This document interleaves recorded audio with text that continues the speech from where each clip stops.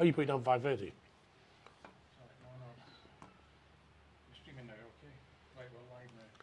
Right, guys, we are live apparently. I can't tell yet, it's not come up on my phone, but we'll have a delay there anyway. Anyway, welcome to Koh Chang. Welcome to the beautiful, it used to be called Siam Royal View, but it's now called Blue Avon Bay. And Eddie, what we did, instead of getting a hotel, because of yourself is a bit more difficult, we thought we'll hire a villa. Nice. Yeah, it's lovely. Yeah, well, lovely. You can't fault any of this. You can't fault any of this. So it's a nice location, and it's we've even discovered something this afternoon, like a beautiful beach that's not very far away. We were meant to take you there yesterday, but you had a bit of a sleep and we missed the. It's amazing there for the sunset. Oh yeah. Which is like 6 p.m. Oh, is that like that beach there? Yeah. We went to. Okay, all right, fine. It drops right down as you're looking out in the bay. Yeah.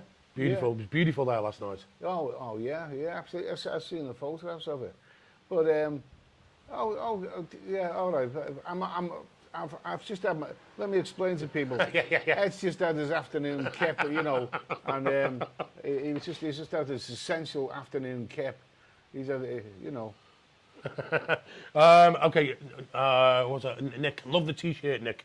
Yeah, thank you. Somebody bought me a couple of these shirts, by the way. One was in blue, one was in black, and I just thought I'd just wear them. I'm not really political, but I like wearing them. So, yeah, Eddie, right, guys, we've been here 2 nights. Tonight is our final night. Yeah. But we've had a nice break here. Yeah, it's a nice break. Yeah, nice break. Yeah. I felt I needed to do that. I needed Chris to come here. Yeah. My friend Chris. And because, he's never been to Thailand before, so it's essential to include an island, and one that's not very far away from where we're staying in Pattaya. So, I mean, like I said yesterday, the rest of Thailand is, good for exploring, but, I mean, here, Bangkok, Pattaya, the islands of Koh Chang, Koh Samet, they're adequate, for what you need. You were saying this in a video yesterday. Yeah. Okay, we originally wanted to go to Koh Samet because we all love Koh Samet, but it's a bit difficult for Eddie getting on and off the boat. When they're going up and going down. Yeah. So we thought, okay, we'll hire a car. So we hired a Fortuner, a brand new Fortuner. Well, it's a year old, and it's a 6-seater. There's 6 of us. Yeah. And between us for the room. A villa, and this sleeps up to 9 people in here. There's 6 of us. You can get 8 people comfortably if they say there's couples. Yeah. We're all bloody single blokes, but if there's couples, it'd be quite easy to get 8 people because there's 4 double bedrooms in this, and the cost is about 6,500 baht a night, which works out about £150. But when you split the cost between you, it's cheap as anything. Absolutely. I mean, absolutely. I mean, and you can't fault it, and it's nice and it's clean and it's and the view. I've been filming the view, taking photographs of that view. To step out of here this morning, I mean, when you think what people are going through in England right now, this is this is perfect for January. Do you think that? Do you think coming here, Ed? I know some people have probably criticised you for coming here, but I think it's been the perfect move for you because the weather back home at the moment. I mean. You've got a bit of snow and ice on the ground. You're not going to be able to go anywhere. Yeah, I mean, you need a break in January. But last year I tried to retire, but it all went pear-shaped. But this is, even the night before my flight out here, and I'm only here for 3.5 weeks. The night before my flight people were telling me, you're crazy going all that way.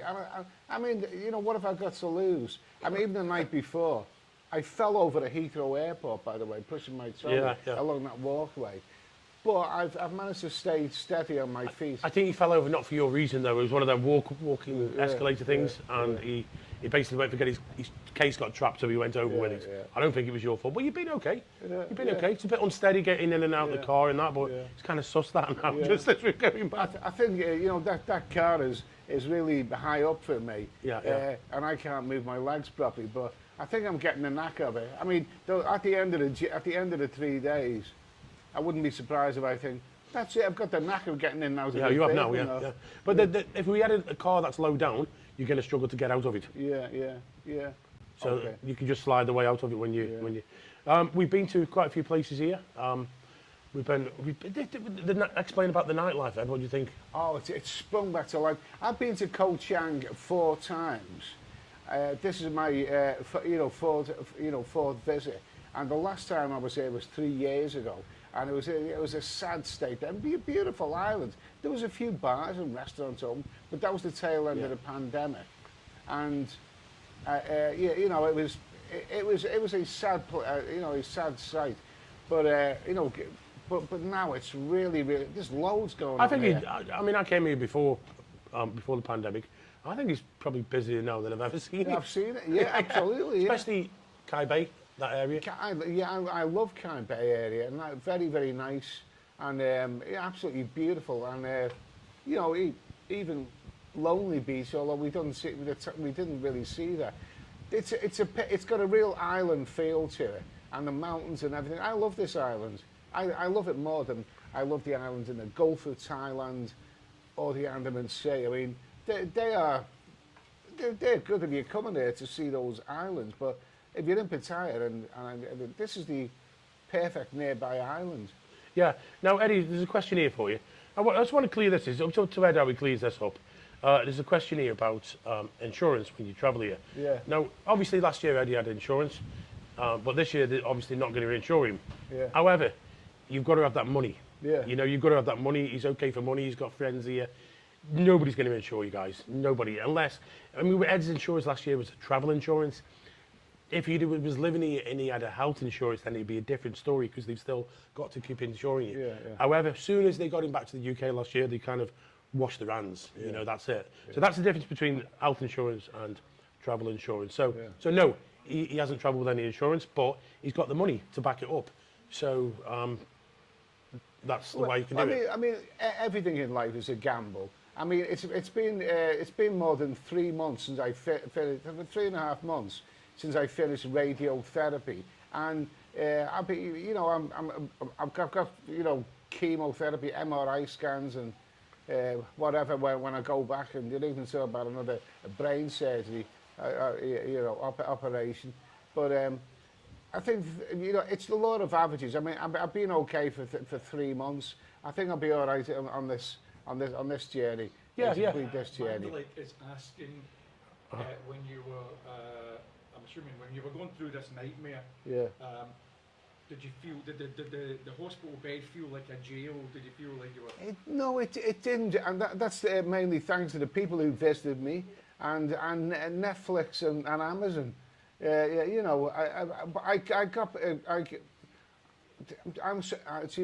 How can I describe this? I'm someone who's been healthy all his life, and when this happened to me, I was in the hospital for a total of 3 months. Topped it off with a spell in a care home. And then radiotherapy. But the hospital, it's. I was lying in that hospital bed all the time. I just accepted it. I thought it is what it is. You know what I mean? And it wasn't a shock. I mean, what am I doing? I didn't wake up any nights thinking about, because I think my brain was not totally functional. I think if it hadn't been alert, I think I would have screamed in horror. Yeah, that's true. That's true. But they feed you in hospitals, and it is what it is. You just got to sort of get on with it. I mean, that's why one of the reasons why I went back to see Ed all the time, because I know what it's like being. Well, I don't actually, but I've known many people be in hospital here, so it can be a bit daunting, especially if you're in a foreign country, you're in hospital, you don't know what's going on. They're all speaking in a different language from you. Doctors speak and surgeons speak in a different language anyway, but when he hear it must be pretty scary. But moving on from that, Ed, he's made it back here. 6 months or more ago, I didn't think Ed would. I thought you'd be okay. You know, you'll survive this latest thing. But I didn't think you would get back here. But you're back. But you know, the way I'm saying it, January is the perfect month to come here. As we've seen today with the weather. I'll leave, whatever happens when I go back, I'll just accept whatever happens, and you know. Do you think? I think I'll be able to say at least I have my last. I come here to have my last holiday in Thailand. Hopefully it's not that though, is it? You know, hopefully, guys, it's not the last one. And but the good thing is, he's put a spring in your step. Yeah, you know, it was the best move for you ever coming here. Yeah. He's put a spring in your step. Yeah. I've seen you, you know, since we picked you up at the airport. He's got better and better every day. At the very beginning, you were sleeping quite a bit, but you're doing less than that now. Yeah, the ironic thing. I mean, I always thought that you slept more in a hot climate than you do in a cold one. I mean, I was sleeping. I mean, you know, up to 16 hours and. You know, when I was back in the UK, you know, when the cold weather came in. But I've been okay here. I haven't been sleeping as much. I mean, you know, you know. Do you think what caught you out the last time was because you were always so fit? You know, that was a surprise, wasn't it? So now you're keeping your eye on yourself a bit more. Yeah. I mean, I've always been. Well, I haven't been physically fit. I mean, but the thing is, I got through 62 years without you know, ever having a serious medical issue, and that's an achievement. That I never took it for granted. When I used to fill out travel insurance forms, I could take it. I seen the list of, do you suffer from this, diabetes, and all the other ailments, any heart attacks or whatever. I was lucky to check no. None of the above. None of the. I took 2 tablets regularly. One was statins, and one was the blood pressure tablets. Yeah. I've been diagnosed with high blood pressure, but you know, so many people have. But that's it. That was the worry when you know, at that beginning of the time when we took Ed to the hospital. He was panicking because he ticked high blood pressure on the list, and I was like, no, that's not part of your brain because you had something going on up here. That won't matter. So, and it was quite funny when, well, it wasn't quite funny. It probably could have been when because Dan was with us at the time, and they said to me, "Can you sign these forms?" And I just, yeah, okay.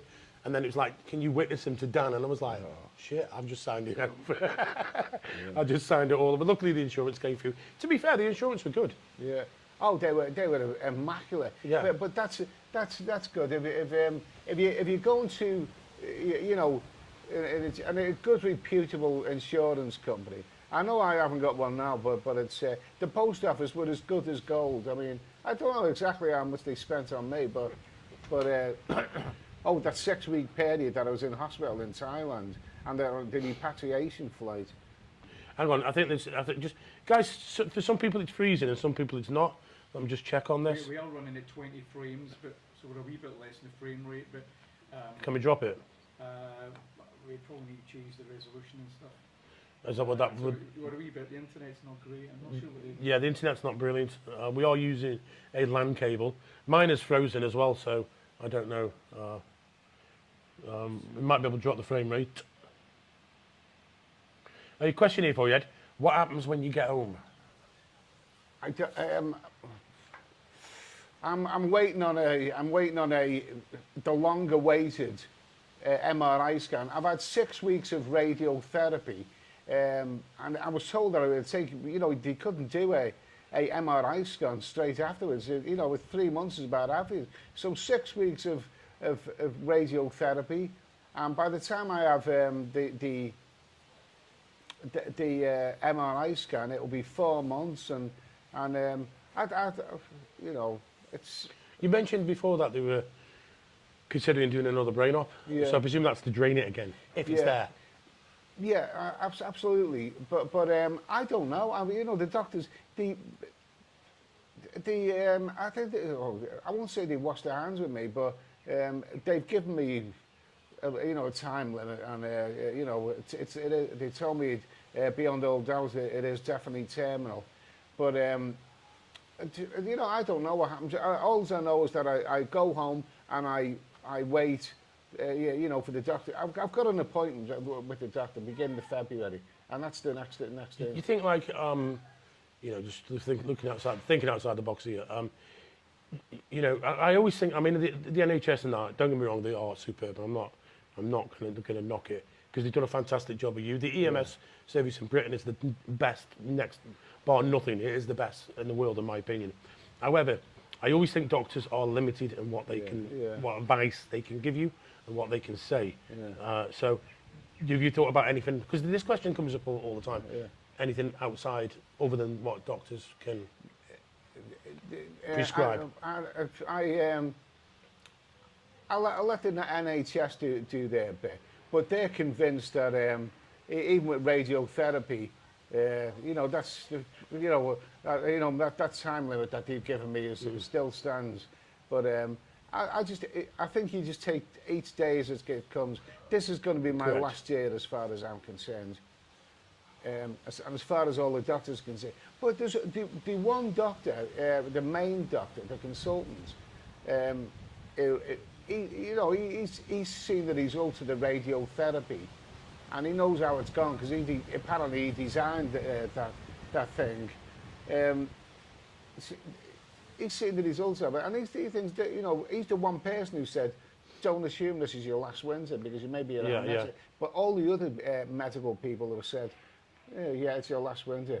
You know. But you know, I'm praying for a medical, but I'm not expecting one. I'm realistic. If nothing else, I'm realistic. That's why you've just got to get on with your life now. Do what you can. Like, come in here, guys. Come in here. I mean, I know I've seen some people, you know, knocking him for that. I mean, come on. I mean, what are you going to do? Sit at home and, you know, be miserable? But at least I've had, you know, the month of January. At least I've had that month here, and I've in Pattaya, and I've met, you know, lots of people, and you know, and I'm glad now. I was prepared to miss my flight the next day. I thought if I sleep in and you know, and the long journey to London, and, you know, waiting, and like I say, when I was dragging my luggage around the airport and I fell over on that walkway, I thought, really, am I crazy for doing this? But now I tell you what uplifted me was when I seen you at Bangkok Airport. You and Martin at Bangkok Airport. That was a special moment, actually. It was. But I've always been miserable at airports. I mean, for me, the airport is the nasty ordeal. Yeah, that's why I tend to, if I do go long haul, I go on business because I hate them. Airports are like hospitals for me. I hate them. But I mean, a couple of days before the flight, I always have like a premenstrual tension of, you know, that long journey ahead and all of that. But you know, once I keep telling myself through the journey, through the laborious journey, the airport and the flight and everything, that this is the worst moment. It's once you get there, totally I arrived at Bangkok Airport and I'm totally different. Totally different. I mean, we got him back and he was like, oh, you know, I'm tired. I'm gonna, you know, have some sleep, and I said, that's what you want to do. I dropped him off at the hotel, and I said, I bet you were going out later. He said, oh, I messaged him the next day.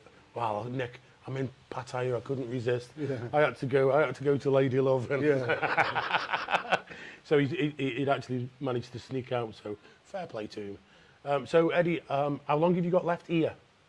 Here, another 10 nights, isn't it? I mean, you know, this night's here, and then nine nights in Pattaya. So you're going to be out in Pattaya partying with Chris?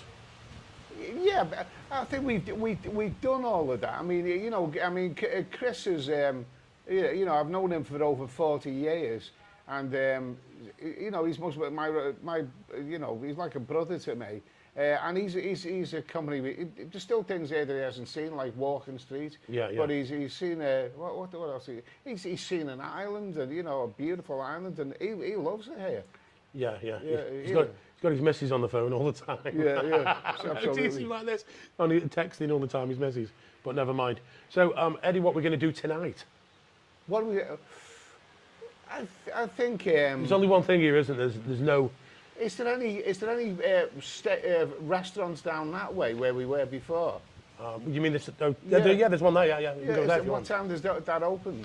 Stay open till? Probably about 10. And they're not late. But it's one of them places where if you're spending money for your drinking, they'll probably stay open. Yeah, I mean, because the last couple of nights we've been around the town and driving around and seeing the excitement of Koh Chang. But I think tomorrow, like you say, because tomorrow, and if it's all right with you, Nick, tomorrow, I mean, we get up early, we head to the ferry and all that. We just take it steady on the way back. There's no massive rush. Yeah. Let me just tell you the price of this, guys, as well. With the car hire, we haven't put in petrol yet because we haven't started putting it in. Yeah. But with the room and the car hire, it's cost for 3 nights away and a car hire. It's cost us 5,000 baht each, which is bloody reasonable. Yeah, that's brilliant. That's about. What is that, about 120 quid or something like that? 120 quid. A serious question here. Yeah. You can't hear a bit of a shout, right, Eddie? Alvin says, what's your opinion on alcohol? It's a hot potato there, isn't it? It's okay. Alcohol is okay in moderation. It's okay in moderation, as long as you don't go over there. I mean, I definitely, beer with everything in the past. Well, I've drunk alcohol here, but I haven't. He's asking, do you think alcohol, not just an impact in your life, I don't see any harm with having a few beers. Right. Because as long as you know your limit. I'm not going to drive a car afterwards. Do you sometimes wonder what brought your illness on? Like, do you ever try to blame something, or it might have been this cheeseburger I ate? Or well, the doctors don't blame anything. I said, what is the reason for this? They said it's your age, 62. It's not a young age, that, right. And it just happens to people. Every time I've said, is it okay if I have a few beers? They said, it's all right. Yeah. So beer is not as harmless as what people think, unless you go.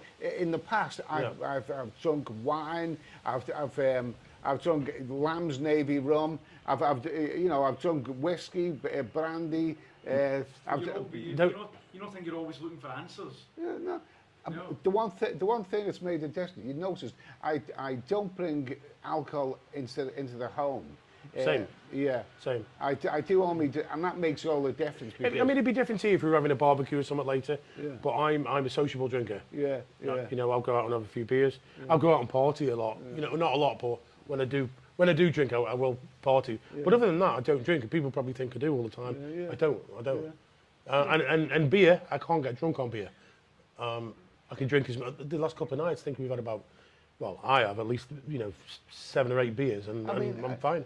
I shouldn't say this, but the beer that is available out here, Leo, San Miguel Light, and Heineken and Singer. I mean, that doesn't strike me as the most powerful beer you can drink. No. It's not asking for you're not asking for trouble if you drink a few of those. No, you're between 4 and 5%. It's not. Yeah. It's just a nice sociable thing. Last night we went for. Tell you what, we actually went for a steak last night, and it was all right, wasn't it? It was pretty good. Yeah. It was at Buffalo Bill's. I seem to recall they'd taken the sign down, the John Wayne steak. And but they'd taken that down, but I mean, that steak was good enough. We only went in there for a reason. Tell us why, Eddie, because Eddie mentioned that Jeff Carter did a video on it. Yeah, that's right, yeah. Yeah, come on, tell me what you told me, because we went. Jeff, no offence, he's just funny. I can't remember what he had, but he didn't have a steak. Jeff went in there to do a video, Buffalo Bill's a steakhouse, and he had the cheapest thing on the menu. Yeah. He was pissing himself. That was good fun. Right, let's have a look at some of your comments. So Eddie Manning, I think, has a... One sec. Last one. Oh, right, good. Last one. Eddie says, great to see you, Eddie. Looking well on your travels. FFS man, please stay in Thailand and it will add years to your life. Yeah. Have you ever thought about that, actually? But I thought about it last year. But I was ready to, retire between Cambodia and, whatever. But I was naive then. I was naive. I didn't think about the realities of whatever. I mean, I spent, from the beginning of January to well into May, walking around healthy. I mean, I thought I was really starting to enjoy my retirement. And people see me on video. Nobody could have predicted that, though, Ed. What happened? Nobody could have predicted that. Let's say you go back to the UK, and let's say the doctor turns around and goes, "Fuck's sake, Eddie, you're a miracle worker. You're just the same as you're doing well." Would you consider Thailand then? Well, of course. I mean, I'd never rule that out. But I'm not building my hopes up. I mean, the thing is, what I've got begins with a J, and it's a nasty word. Begins with a J. Even the sound of it, I've never heard that word before, but it's not very pleasant. Everyone says that it's got a 5% survival rate. That's a 5%. That's 1 in 20 survive to no more than 2 years, and those people, 95% of people are dead within a year. It is the worst one. Now, disclaimer time here.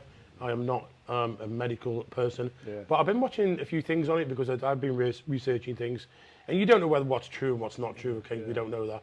But one thing I did see, which was Dr. John Campbell, who was massively big pro vaccines and that. Then he flipped, as you know, if you've been watching him. And he did a video recently on ivermectin and saying that apparently, particularly with brain cancers, it's having successes. Would you try something like that? In the future, but I'm going back to face the music after this. And, I want to see the results. There's no point doing any of that if that MRI scan turns up, bad. Before he goes, I'll give him a packet and just see how he goes. Because it's cheap as hell here. So it's one of the things about it's non-invasive. So it's not going to cause any damage anywhere else. So, but it's just, I think it's worth a try at this stage. But I know people who've my age who were paid to be healthy, and he died suddenly of heart attacks. And when your time's up, your time's up. Oh, I do agree with that one. If you're going to go, you're going to go. The worst case scenario, and I've been dealt bad news before, is if they say from the MRI scan, we've got bad news to tell you. Your cancer spread to other parts of your body. I still don't know right now whether glioblastoma. That's true. Right? That's true. Yeah. I still don't know. But none of us are guaranteed. Make the most of your life. I mean, the fact that I come out here, I've made the most of me. And I've travelled a lot through Southeast Asia, Europe, India, Africa, and I've done all my travelling. I've fulfilled the dreams, and I haven't been out here for. You still love travelling, though, don't you? Yeah, but I'd like to do it, but I'm realistic. I'm realistic. I mean, I can't do that anymore, and that's why this journey here. I'm basing myself around Pattaya. I'm not even going to visit Bangkok. And these islands, this island here. There's only 2 places, and so that's 3.5 weeks. Yeah. It's about long enough to be. No, satisfied. it is, and you've come all this way, and there's no way. This is why we hired a car, because there's no way Ed would have been able. There's no way he'd been able to do it on a normal bus. But also, I always come in a car as well. It's the easiest way to get here if anybody wants, to come here, because it's such a big island, Ed, that you need a car just to get about. I mean, if you want to go get some food, we need a car. You bring up Nick J's the last chat at the bottom. Nick J, I think it'd be interesting. They can't hear me right, but Eddie. A lot of people are saying they can't believe how well you're doing, right? Tell us what actually is manifesting itself just now. You feel tired during the day. You feel tired when you go for a walk. What's the symptoms we don't see? Well, I feel less tired here than I did. But when I left England, I mean, because with that, you know, with that cold and you know, I was sleeping up to 16 hours, and I told the radiotherapy team. You know, I messaged them. I'm sleeping all night. They said that's not unusual, that. But here, I'm sleeping normal. I always have a kip in the Rambo. Do you think that's something that could be to do with the UK winter? I think it's a combination of a few things, Martin. Probably a combination of the UK weather, the radiotherapy. I mean, that was 6 weeks ago or more when you had the radiotherapy, was it? No, it finished more than 3 months ago. 3 months, there you go then. But they did say it would affect you after, yeah? But it has affected me after. But this has made me feel better. I feel physically good here. I feel physically good. Would you consider then, say you go back and you get all your crap done, just come back out here? Well, yeah. Is there anything else that you find yourself, are you still getting the brain, or maybe you said you had brain fog a wee while back? What is it? Or you can focus or something? And no. I get forgetful. I do get, you know, my brain isn't as sharp as it was. You know, it's not really, and people, you know, people are telling me that on the videos. You know, it's not as sharp as it was. But you've got to expect that. Chat's not working anymore then, Martin. Is that? It's not working. Is it? It is? Something dating. Oh, okay. Do you, I'll just shout this one out, do you think you timed your visit perfectly? A lot of people were telling you should have went at the beginning, like, you know, around about November. You said, I'm going to hold off for radiotherapy, I'm going to hold off to January. Do you think you made the right decision? Yes. Yeah. But, You because need to repeat my question, because they can't hear me. Perfect timing, because January is a perfect month. November, well, I've been here in November and it's rained all the time. And Christmas is swamped, it's too busy. But you come out here at the beginning of January, and February is a perfect month. January and February are the perfect months. I mean, we seen some of those bars last night, and you could hardly get a seat. And what were they like in December, Christmas time? They would have been a nightmare. It is. What like is it having 1,000 comments, and every single person wants to help you, and they want to tell you maybe you should do this? How difficult is it, like listening to 1,000 voices? All telling you what to do. Yeah, it's okay. It's okay, but I mean, I obviously can't answer all of those comments. But if people, you know, I'm listening. I do read all the comments, but I can't answer. I haven't got the time to answer them.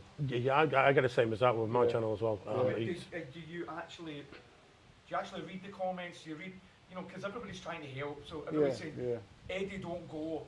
Eddie, go. Eddie, do this. Eddie, do that. Don't eat pies. Eddie does what Eddie does. Everybody's got an opinion. Are you listening to anybody? Yeah, myself. Right. I listen to myself. It's my life, and I you know, the worst people who make comments are the ones who said you're crazy, Ed, to go out there right now in your condition. You should stay and get the treatment over. Time's running out for me. Time's running out. I haven't got time. That's why I always think you've done a lot of this medical thing. Now they're talking about the next stage is chemotherapy. For me, it's like, you know, I look at some people in the past. I don't want to bring up names, and they've gone for that, and the health's gone down. And when to me they could have had extra time if they'd have not gone down that way. I'm talking about chemotherapy. It's like a psychological thing. I mean, because the winter is far from over in the UK, and I'm going back,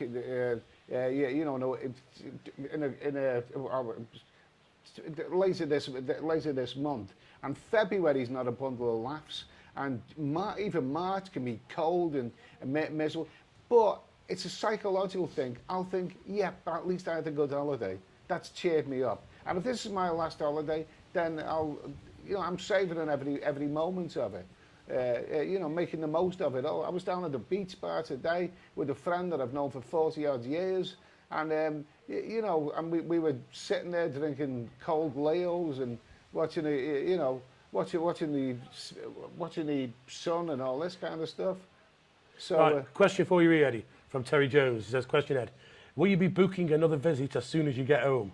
Would love to see you get back here in about 6 months. And it's a positive thing to have your flight booked. That's very true, that is. Yeah. You know, one of the things when I used to come here myself, holiday, you get back, you're depressed, you're down. Oh, as soon as you book another flight, you feel better. Yeah. Yeah, but you know, I people thought it was reckless coming out here, but that seems to be, you know, too reckless. I'll get the medical stuff. You know, as long as this holiday goes well, I'll get the medical stuff out the way with first of all. But you know, before I think about booking anything else. A few months ago, the hospital tried to put you on chemotherapy before, and they said that it might not be suitable for you. What's changed? Why did they decide to do it? I don't know. I know they said that. They did say that. They said it won't do you any good. But exactly. You know, it's unlike. I mean, radiotherapy. What, as far as I know, about you know, medical stuff. Radiotherapy seemed to me to be the milder version, the less painful version. Yeah. And I think, you know, some people think it's radiation treatment. I mean, radiotherapy, it says that on the hospital sign. Radiotherapy is a comfort, it sounds like an easy listening radio station, you know, Bert Bacharach and all of that. But that was a doddle. That I went there 6 weeks, 5 days a week. And it's only 5 or 10 minutes at a time when you're on the, and I managed that. I don't know if some people have problems with that, but the thing is, they told me that the MRI scan, they can't really do that before 3 months because the brain is swollen, and it doesn't give accurate readings. Well, that was like 3.5 months ago that I finished that. So that was one of the problems in the very beginning with the MRI scans, because it was clouded a lot and they couldn't tell. Thank you very much to M. He's got a message for you for the super chat. He said, glad to see you making the most of your visit, Eddie. A big accomplishment, making it back to Pat's, given the circumstances. All the best from M. Okay, thank you very much, thank sir. you. Yeah, I brought it up already. I did. So yeah. So I mean, if in an ideal world, you'd like to come back here again, wouldn't you? I mean, but like Eddie said, if this is his last visit, then you know, at least you made it back here. You did it. Anything else beyond this visit is a bonus. You know, that's what I'm looking at. I think this one's a bonus as well. But I mean, this. I think, you know, this one was essential.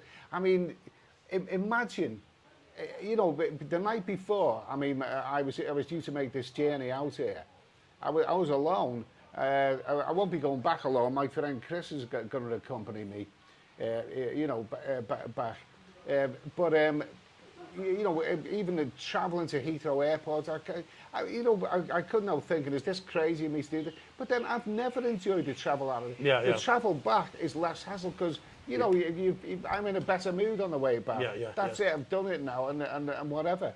So I'm not thinking of any other travels. I'm thinking of getting the treatment done and dusted.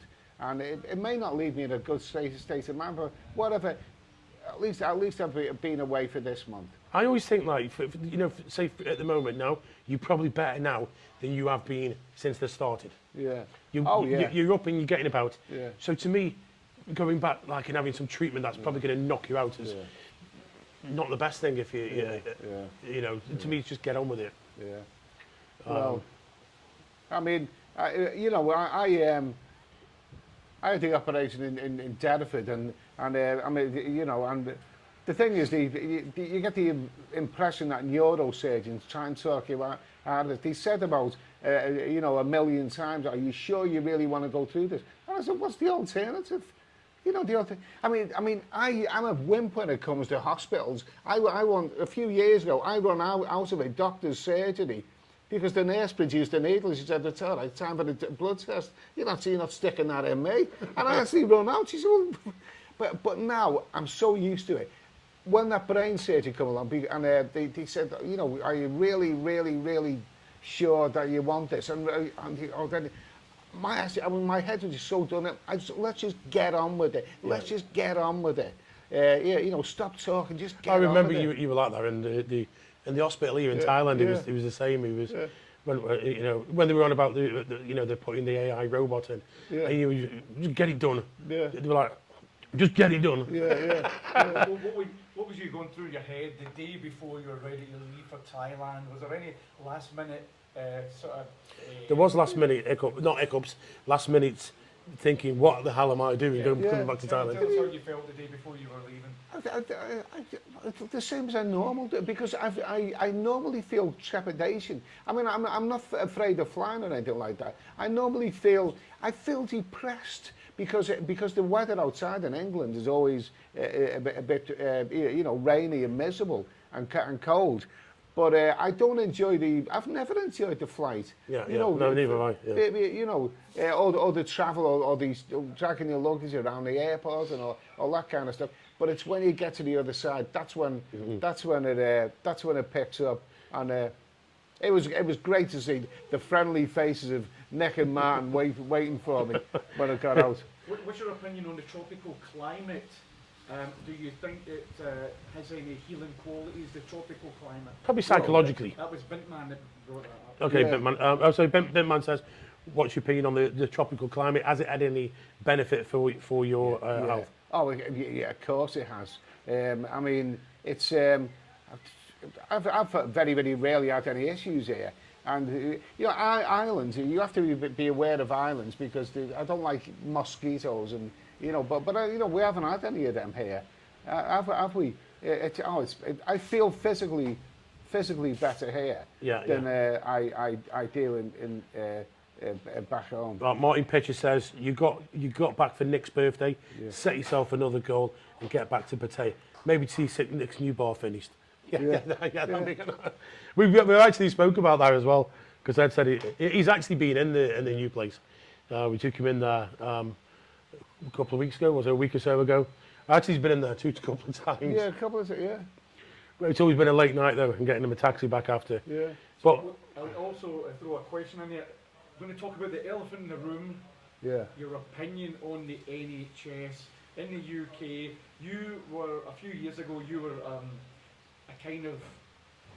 little bit anti-NHS a few years ago, and then what's your change? Nobody can hear you, so let me repeat that. So there's a question in here, what's your opinion on the NHS? Question to Eddie. A few years ago, he was probably a bit sort of against the NHS. But what's your opinion now? They're wonderful. I was never against the NHS, because I hadn't really used it. I've never really used the NHS in my life. But I'll tell you what. My opinion is there's a number of people who said Ed's a hypocrite. He goes and lives in Southeast Asia, and then comes crawling back when he needs to use the NHS. Let's get something straight. What I've used on the NHS, I've paid for. I've been a worker for years. I have actually qualified for my state pension, which I'll probably never live to see. But in order to qualify for your state pension, you need to produce 35 years of national insurance contribution. I've got a letter to prove that I've got a full state pension waiting for me, which I'll probably never get to see. But that proves that I've paid for the right to use the NHS. Whether you use it or whatever you think of it, if you paid for something, then that's the end of it. You're entitled to use it, exactly. And you're entitled to criticise it. Well, of course, yeah, of course. Yeah. And how was it? How was the NHS for you? I know you were taking like so many hours to even get through your helpline. You remember when you had a wee bit of a problem, you were trying to get a helpline. And I think it's probably the criticism.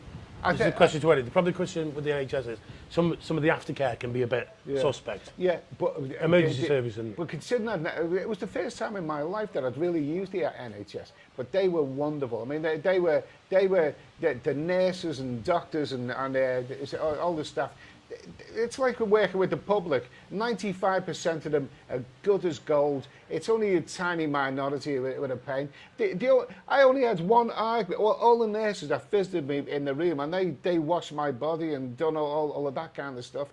I couldn't stand up. And they were so, you know, there's a certain group of people in that I thought were a little bit of cowboys, and you know, I'm Nick knows, but I'm not going to slag them down. But you know, when in the hospital, you know, the food and was okay, and the care was okay. I felt like it was being looked after, and but I only had one incident with a run-in with a nurse. And that was over my addiction to coffee. I asked him for a cup of coffee. And there was one afternoon when I hadn't had a cup of coffee for 4.5 hours. And there's something about coffee, you need a coffee. And I said to this nurse, I said, can I have a cup of coffee, please? I've been waiting 4.5 hours for one now. She said, all right, 1 second. And then she went out and talked to, sat at the desk and talked to her mate for 15 minutes. But, you know, but what she didn't know, I could get out of bed at that stage. So I got my Zimmer frame and I got her to the door. And she said, she was horrified when she see me standing in the door. I said, what happened to my cup of coffee? I haven't had one for 4.5 hours. She said, get back into bed. I said, I'll get back into bed when I see a cup of coffee come back. I said, I don't know if you realise this, but I'm in a vulnerable situation there in bed, and a coffee is the one thing that will cheer me up right now. So, first world problems. First world problems. I told her. Bring up Stephen Phil Potts. Yeah. And he's talking about this trip, Eddie. Yeah. Where's been a list of your favourite bars on this trip? Do you know what? I never actually bothered to. I don't even know the bars that would be. I don't. I went into Tahitian Queen because that's historical as you know, for an afternoon. But I don't even know the names of the bars. It's not them. It's not there. It takes a while it's a bit slow. Oh, you got press clear. Oh, there you go.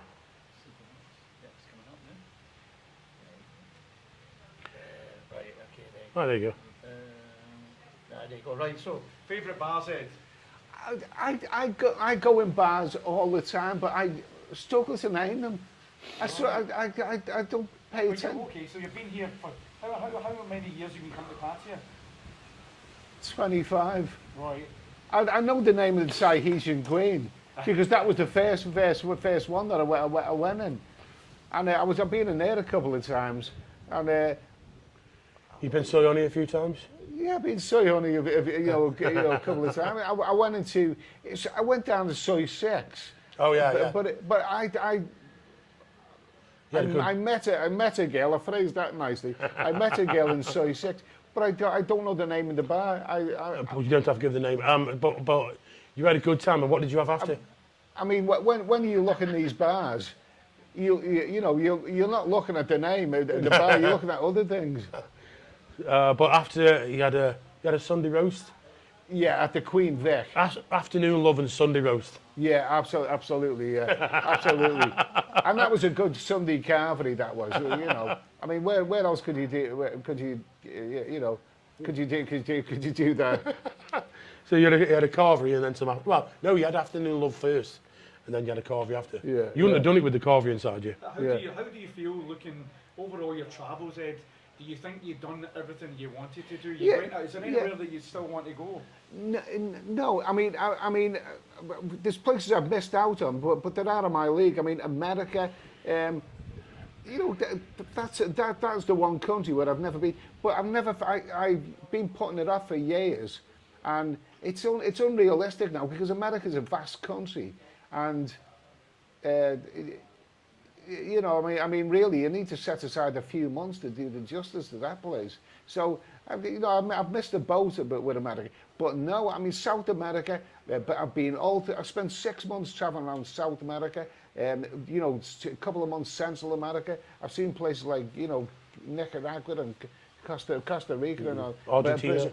Yeah, that was my least favourite. That was bland. That was.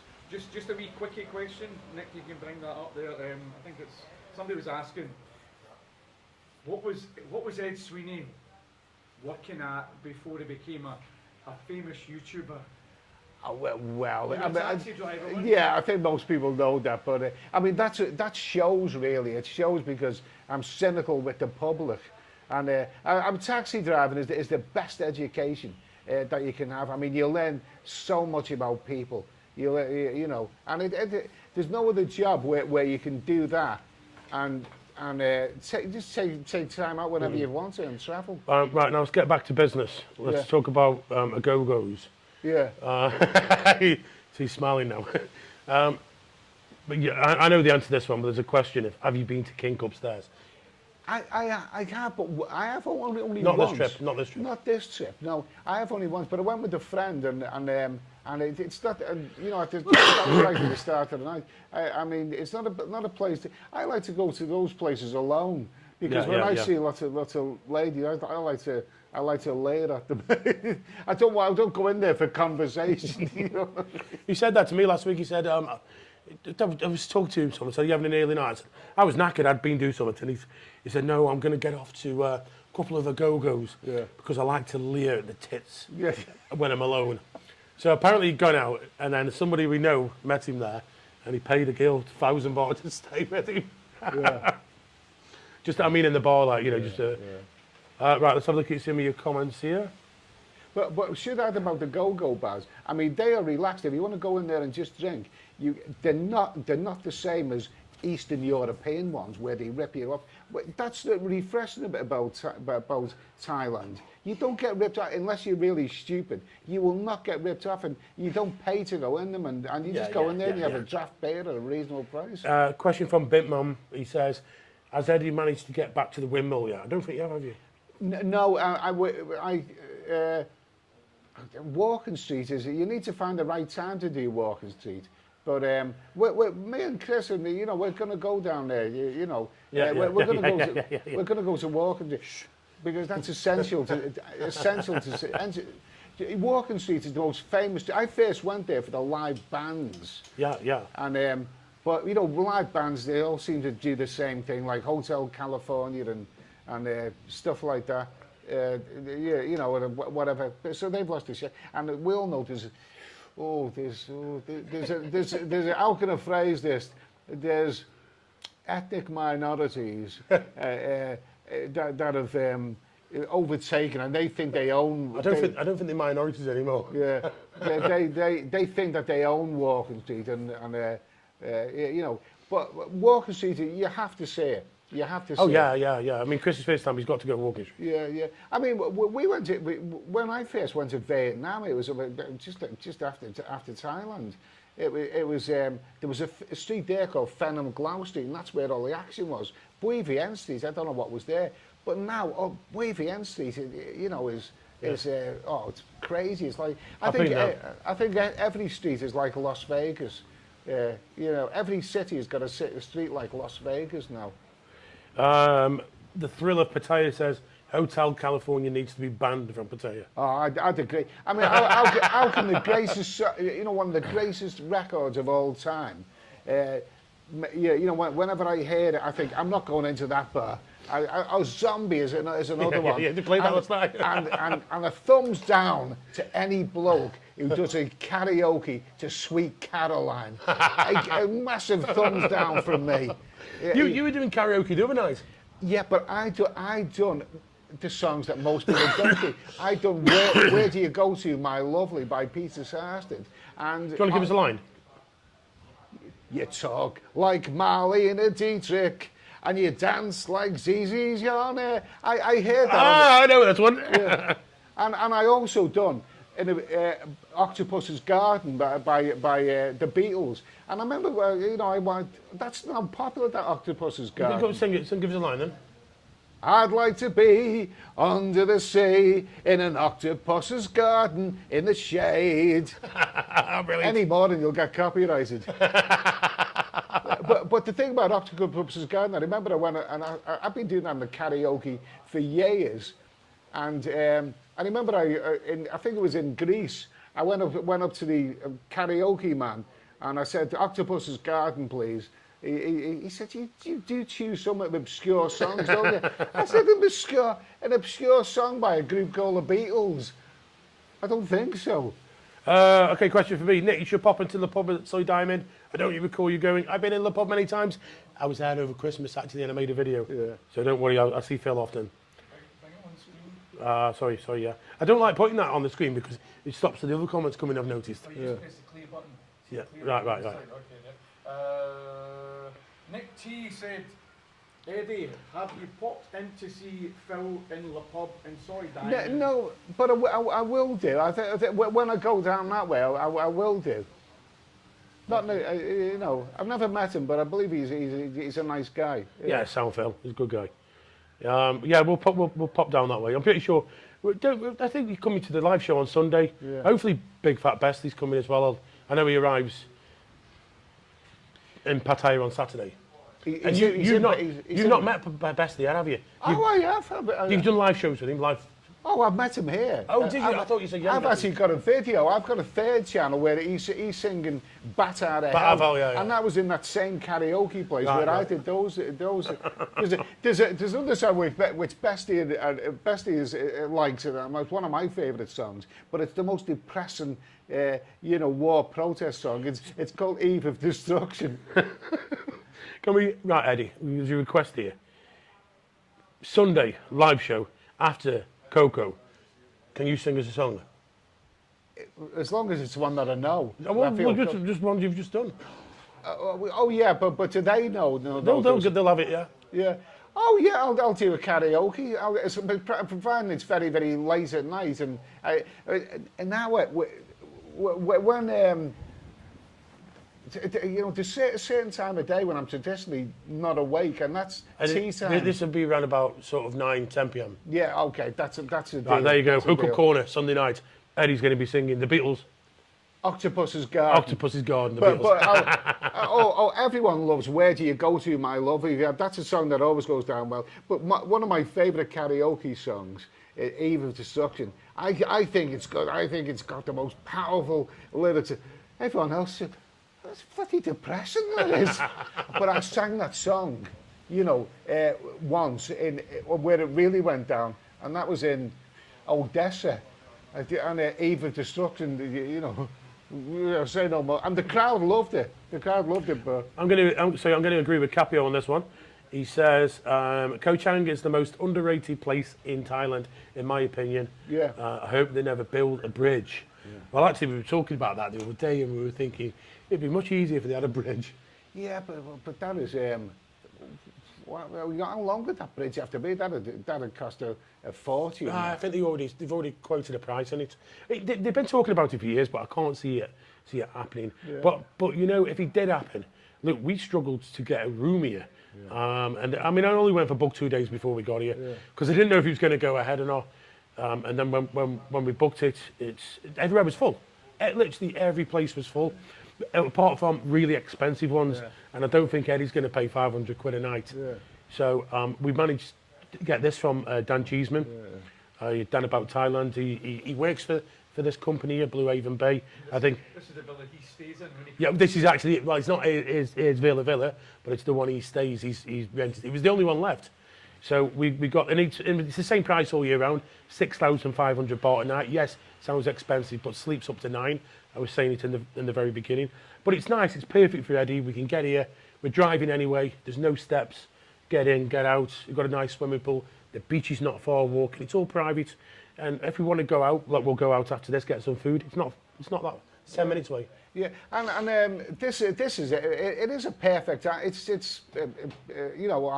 mean, Koh Chang, like I said many times, you don't really need to. I shouldn't say this, but for everything that you need in Thailand is within this vicinity. Yeah. I mean, but Ed likes Koh Chang. What he was saying is, you can go down to, because we had this conversation last night.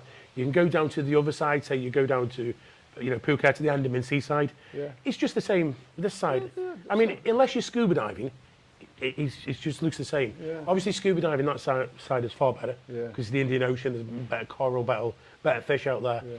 But this side is just as beautiful. Yeah. And that beach there that we were before, that was lovely.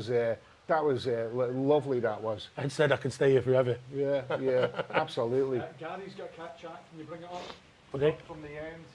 Gary's talking about Cambodia, Eddie. Yeah. And he's saying, do you remember sitting in Sundance on 172nd Street in Phnom Yeah, Penh yeah. 2 years ago? What's your how do you feel about Cambodia? What's in your heart? Is it in your heart? It's Phnom Penh is not the same as it used to be. It used to be, you know, friendly. Now it's, you know, it's not as friendly as it used to be. Let's just say that much.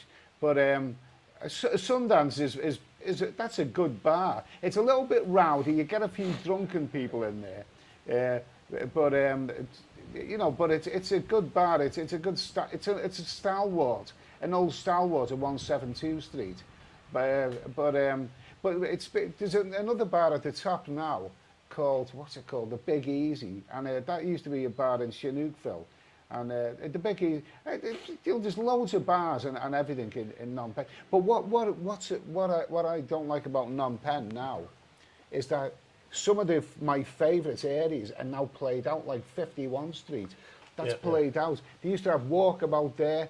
You know, Howie's bar, and you know, I don't want to sound like sort of racist to you, but I think the Chinese had a lot to do with ruining Phnom Penh. I know they said they ruined Chinookville, but I've seen it firsthand in Phnom Penh. Maybe that'll go over now because they kicked a lot of them out. Maybe that'll. But Phnom Penh's become a curious city. Because the areas that you know, the rough and ready areas that I used to love, they are now played out. Whereas they built something called Diamond Island, which is a big expensive ghost town, and that group of people have built them, and I think Phnom Penh's a city which it's going through a transition. It is going through a transition, but I'm not sure what it's about right now. Yeah, right, guys. I think that's about it for now. I think we've been going over an hour. We've got to do things tonight. Because it's our final night, and we've got to wake up early in the morning and get back to Pattaya. So Eddie, thank you very much. Okay, then. Thank you. Tell everybody how you feeling just now, Eddie, in Thailand right at this moment. I'm glad. Do you think the last few weeks, you're thinking maybe something you thought you couldn't do, you think now you maybe could do? So, take for instance, let's say a few weeks ago you decided, I couldn't go to something. Whereas now you might thinking, well, maybe I could go to something if I wanted. I mean, it's to know your limitations.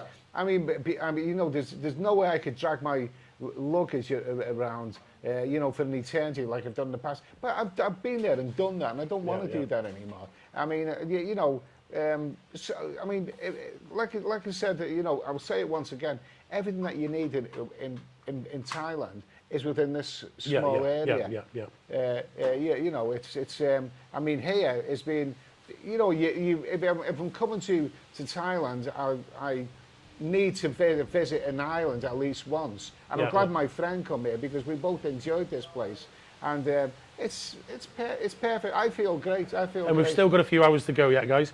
We won't be leaving until the morning. So, anyway, let me just tell you that there's a video coming out tonight. A video. I think it's 7 p.m. local time. That'll be uploaded, which is very soon, probably less than an hour. And the last question, Eddie's saying, last question. Is saying, what's your opinion on Little Pattaya in White Sand Beach? Let me just say it because probably people can't hear it here. Capio is asking, what's Eddie's opinion on Little Pattaya in White Sands Beach? I mentioned, I mentioned another vlogger who wants to. You don't come to an island for that. You don't come. I don't come anywhere to have a smaller version. I mean, you know, I had a bad experience in Little Pattaya. You know, first time I come here. Did it involve ladyboys? No, that was Siam Reap. It involved an opportunistic girl who tried to rip me off, and you know, so. But you don't come here for that. Another vlogger said, you know, forget about you know getting a girlfriend here. You don't come to Koh Chang for that. So that's a good question. Why have you never had a long-term Thai girlfriend, Eddie? Because I'm a traveller. I'm not a relationship kind of guy. I don't want to, you know, see the same woman every day. You know, I'm too cynical for women. I mean, I've had opportunities. I'm far too cynical. You know, I do need to say more than that. I'm too cynical. Too cynical. Good answer, good answer.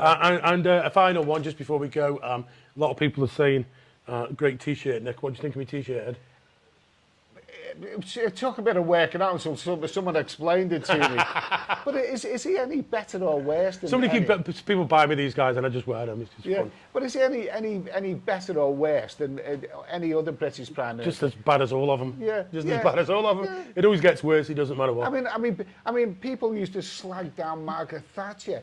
People used to say she was a dictator and she was evil, and she won 3 landslide elections, 3. I mean, and yet you never meet anyone of her generation now who admits to that and voted for it. Yeah.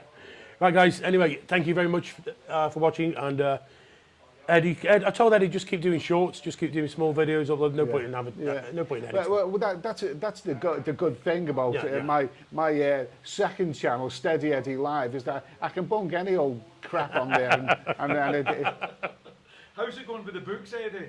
Here's your time to plug your books. You've got 2 books just now. Yeah, 5 go to Pattaya. About 5 lads, 5 scousers who go to Pattaya and get into all kinds of mess. And you know, whether they're people I've known in the past, I don't want to go down that road because, you know, I could get sued. But they're all about scousers who go to Pattaya. And the sequel, Pattaya Psycho, I mean, I think that's better because you've got to, you know, it's more of a thriller there. Do you think if you extended your stay or you came back to Pattaya, you could sit and write more? Yeah, I think. I think if I was last year, I had a great system going. I was editing videos, I was writing books even before I got out of bed in the daytime. But my mind's constantly. I've got another book in me, but whether I'll get it out or not is another matter. But let me say, when you're writing books, and I've wrote 5 go to Pattaya, and Pattaya Psycho. It's you think about the people that you know, and you don't need to invent any characters. It's all there. Truth is stranger than fiction. I mean, I've written about characters, and people have said to me, really, he sounds like a right wacko. He's a former friend of mine. No, that's why you get you know, if you write in a book, that's where you get characters from. It's real life experiences. Right. One last question. One last question. One last question. You were scared when you first came to Pattaya that people might be manhandling you, bumping into you, getting too close. You want a wee bit of space. How's it been in reality? Let me just repeat that because people can't hear. Okay. So Martin was just saying, when he came to Pattaya this time, he was a bit scared about people bumping into people, manhandling people. You know, me and Eddie spoke about it. People are happy to see you, and you know, hey, how you doing, mate? It hasn't happened, has it? It almost happened. There was one guy who come around the corner. There was one guy who come around the corner and started me, and he, wow, Eddie, no, mate, whoa. Because I was near some stone steps outside the 7-Eleven. And you know, thought of I've had falls before, and it's not very pleasant. And but you know, I'm managing to remain on it. If you're sensible and careful, it's like climbing in and out of that car. You get used to it after a while. Right, guys. What would you say to everybody that comes up and says hello and wish you well? Have you got a message for them, Eddie? All right. Thanks for your kind wishes. That's my message. Everyone's been really, really great. And you know, I've met loads of people in Pattaya and in Nick's bars, and I'd like to thank Nick and Martin, you know, for their hospitality and their concern and everything. And no problem, man. Anytime. We're waiting for you to come back the next time. Okay. It's been fun, especially coming here. It's been really good fun. Getting to know everybody. You know, travelling in a car with 4 blokes, 5 blokes, 6 blokes, 14. Isn't really the most pleasant, but it's been all right. Right, guys. Thank you anyway. And that's it, Martin. We'll leave it at that because we're going to get some food now. We're going to go for food. Goodbye from Koh Chang. Goodbye from Koh Chang, and we'll see you on Sunday.